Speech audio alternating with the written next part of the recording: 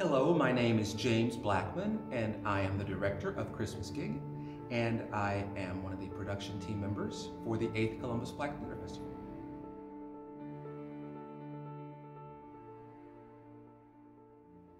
Oh, yes, I'm very active in Columbus Theater. I'm the former artistic director of State of the Arts Productions, and right now I'm the artistic director and founder of JB3 Entertainment. I've been active as an actor and as a director with other companies, including Imagine Productions Columbus and Mad Lab, and I am currently the president of the Central Ohio Theater Roundtable. I've worked with two of my cast members before. I've never worked with Elric, and it's been a great pleasure and an honor to work with him. He's a great actor, and he just brought so much to the role that I didn't have to tell him to do, that Elric and I will be working together in the future. But yes, I've worked with Rachel and Ella before. I worked with Rachel a couple of years ago with State of the Arts Productions in when she was doing Steel Magnolias, and then I worked with both Rachel and Ella the next year when we did 12 Angry Women, and I just worked with Ella not too long ago when she played Agnes in JB3 Entertainment's production of Agnes of God, for which she did not tell you this in her interview. She received a Theater Roundtable Award for acting excellence for her role of Agnes. Very, very, very proud of Ella for that.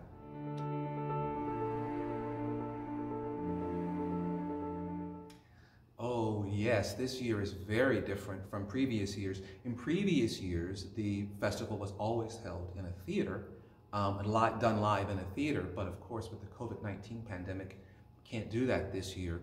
And we were almost canceled or postponed. We didn't know what to do several months ago. When we started this process back at the beginning of the year, of course, we had no idea how the rest of 2020 was going to turn out.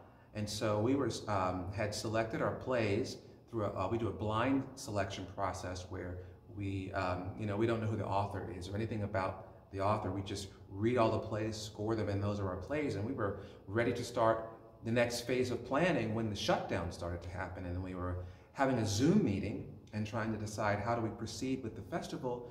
And we realized that the festival consists of monologues, short plays, and full-length plays.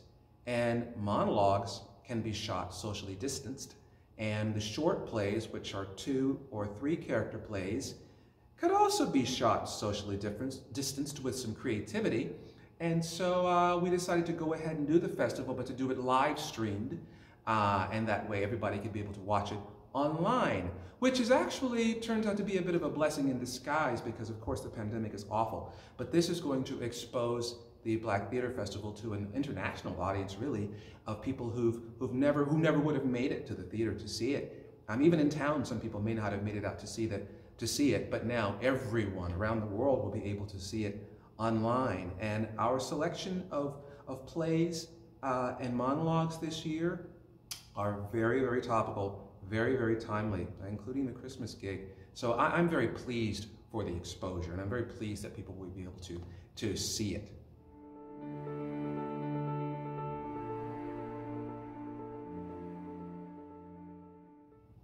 Oh, absolutely. These plays this year, certainly 2 of them in particular, seem absolutely ripped right from the headlines.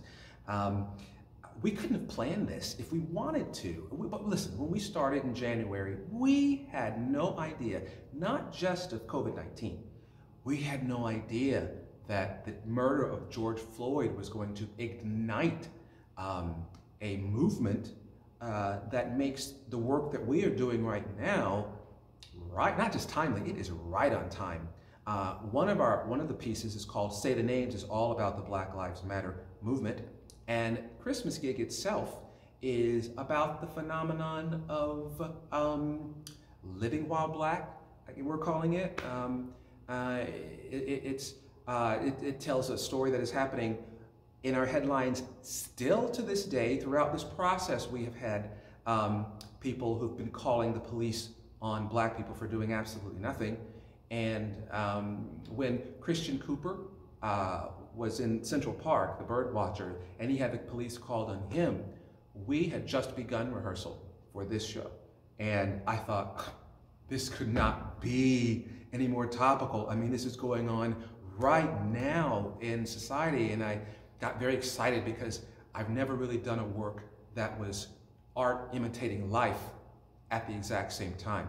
So to be able to do this during this time is great, because I hope that it sparks conversation, and I hope that it gets people talking about these issues that are facing us today and ways that we can solve them.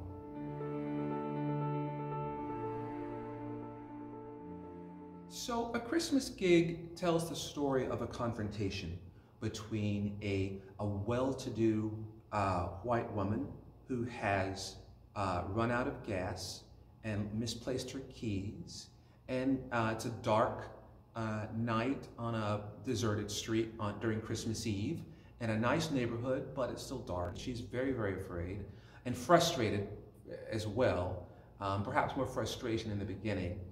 And the confrontation, of course, is between her and a well-dressed young black man with a guitar case in his hand, who is waiting at a bus stop a little ways down the street.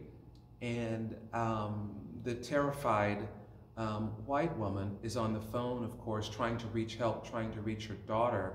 And then she sees Don and becomes absolutely terrified that he is there to rape her. He is there to kill her. She thinks his guitar case is an assault weapon. She's a little out of her mind. But that's what's happening right now. This story is all about, well, this story asks the question, who's the real threat here? The well-dressed young black man waiting at the bus stop, or the white woman with a cell phone who's terrified out of her mind? I guess it's about perspective, isn't it? People don't really stop to think about the perspective of African Americans who find themselves in these situations where you are a far bigger threat to me than I am to you, because as soon as you call the police, all bets are off. And I don't think people really see it from that point of view very often. And I like this piece because it tells Don's side a little bit more than what we're used to hearing. And but it's also very balanced, because Florence is very much afraid. She's afraid for her life. But is that fair? Is that justified? Well, that's what we deal with, and that will be for you to decide after you see it. My hope when people watch the festival, all of the festival, and see Christmas gigs specifically, that it will spark conversations. You know, it's tough being a black man in today's society. It really is. For all of the obvious reasons that everybody already knows about, whether people recognize it or not. And what we have discovered with the recent movement that has taken place, Black Lives Matter, and in police brutality, and we really are in this together.